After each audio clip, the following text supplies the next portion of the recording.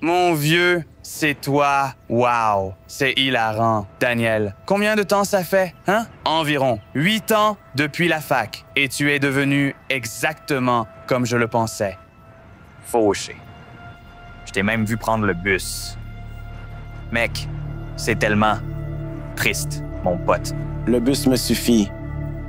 Je préfère économiser mon argent. Wow, tu n'as pas changé d'un poil. Et c'est drôle, en considérant ce que tu m'as dit la dernière fois qu'on s'est vus. Tu te souviens de ça?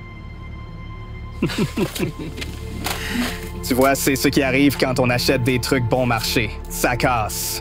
Un jour, je serai tellement riche que tu regretteras de t'être moqué de moi. Ah, vraiment? Eh bien, dommage que ça n'arrivera jamais, hein? Tu seras toujours un perdant fauché. Allez, les gars. Et nous voilà, toutes ces années plus tard, et tu es toujours un perdant fauché qui doit prendre le bus. Pendant ce temps, je fais fortune en conduisant une Porsche. Ce n'est pas parce que je prends le bus que tu es plus réussi que moi. Écoute, je gagne 500K à mon boulot avant les primes. Donc, ouais, je dirais que c'est exactement ce que ça veut dire. Tu sais, il faut de l'argent pour dépenser de l'argent. Regarde-toi avec tes vêtements d'occasion, tes chaussures usées et ta montre Timex. Je veux dire, tu ne peux même pas te permettre d'acheter ton propre livre, mec. Tu dois l'emprunter à la bibliothèque. Ouf. Tu n'as clairement pas l'argent à dépenser. En face. J'ai gagné. C'est une vision très étroite du succès. Mec, pourquoi je te parle de toute façon? Personne ne se soucie de ce que pense un pauvre type comme toi. Prends l'indice. Bref. Amuse-toi bien dans le bus et rêver de ce que c'est d'être aussi riche que moi.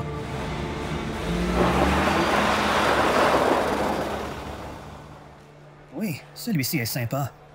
Eh bien, le prix de cette montre est de 20 000. De la petite monnaie. Oh, c'était juste. Le bus l'a fait descendre plus vite. Nous nous sommes allongés et je suis parti vite. Y a-t-il quelque chose de drôle? Oui, je le connaissais. On était à la fac ensemble. Mec, il était tellement un nerd. Je passais mon temps à le chambrer tous les jours. C'était hilarant. Tu sais quel est le meilleur dans tout ça? Il m'a dit qu'un jour, il deviendrait un grand multimillionnaire.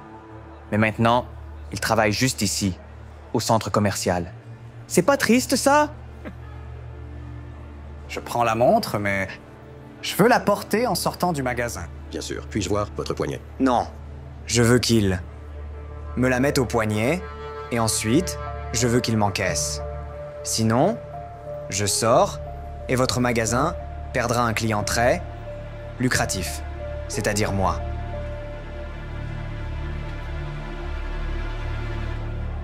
Bien sûr, Jake. Pas de souci.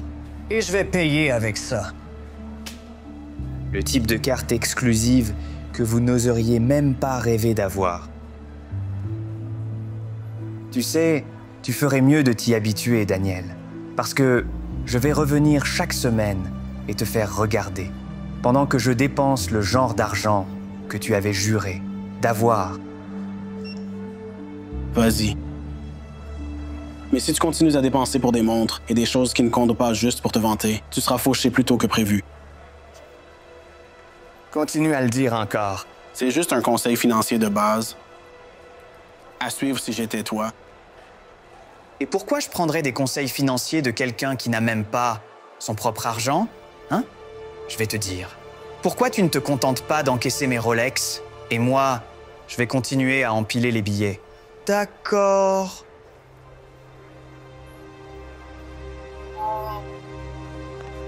Jake continuait à dépenser de plus en plus d'argent pour exhiber son succès afin d'impressionner tout le monde qu'il rencontrait. Jake ne s'inquiétait pas de combien il dépensait car il croyait qu'il gagnerait toujours 6 chiffres.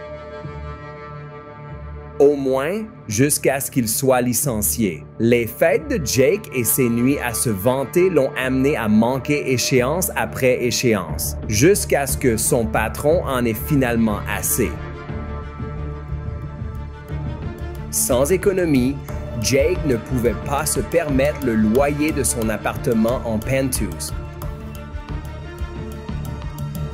Jake a dû vendre tout ce qu'il pouvait, de ses meubles à ses costumes élégants, en passant par sa voiture de sport et même sa précieuse collection de Rolex, juste pour éviter d'être expulsé. Oh, ça ne peut pas être.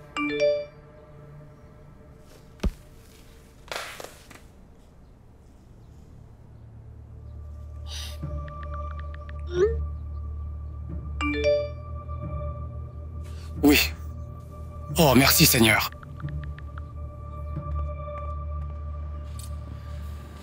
Où est ce type?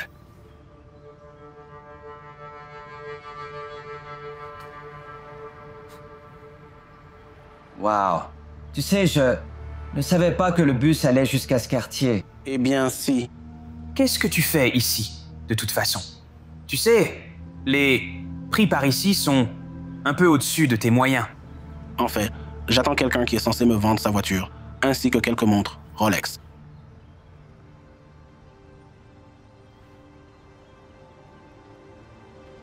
C'est toi qui prends mes affaires? Suppose que oui.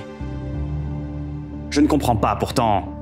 Comment quelqu'un aussi fauché que toi peut-il acheter ma Porsche et ma collection de Rolex? Parce que je ne suis pas aussi fauché que tu le pensais. Tu vois, pendant que tu dépenses ton argent en vêtements tape à l'œil et montres chères, moi, je cherche des affaires.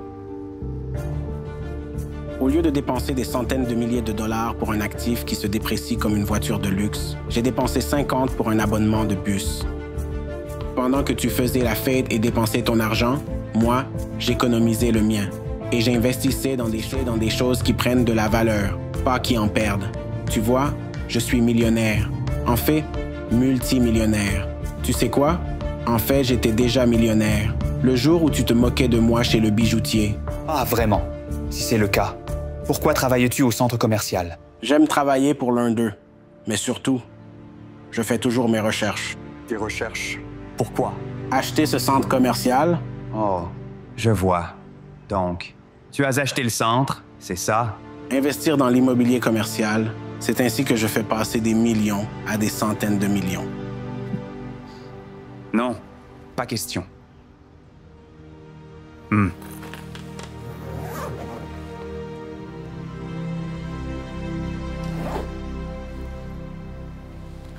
Je ne comprends pas. Si tu n'aimes pas dépenser, pourquoi veux-tu acheter toutes mes affaires? Parce que je vais revendre à un prix plus élevé. Pour un plus grand profit. Ah, d'accord.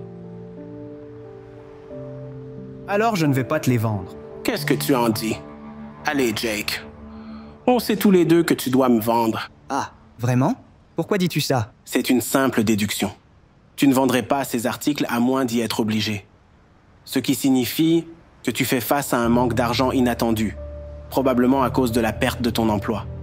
Et avec tes habitudes de dépenses. Je parie que tu es noyé. Tu es noyé dans les dettes de carte de crédit. Cela signifie que tu dois vendre ce que tu peux vite pour garder un toit au-dessus de ta tête. Alors voici ce que tu vas faire. D'abord, tu vas t'excuser auprès de moi pour toutes les fois où tu m'as harcelé et moqué au fil des ans. Ensuite, tu vas me vendre ta voiture et tes montres au prix convenu. Ou bien, tu peux simplement expliquer à ton propriétaire comment tu comptes payer le loyer ce mois-ci. Attends.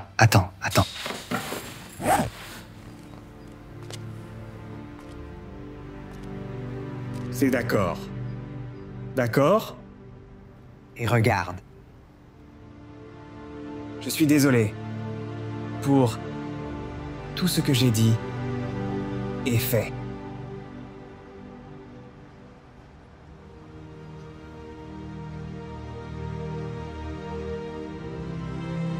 Il s'avère que tu as raison après tout.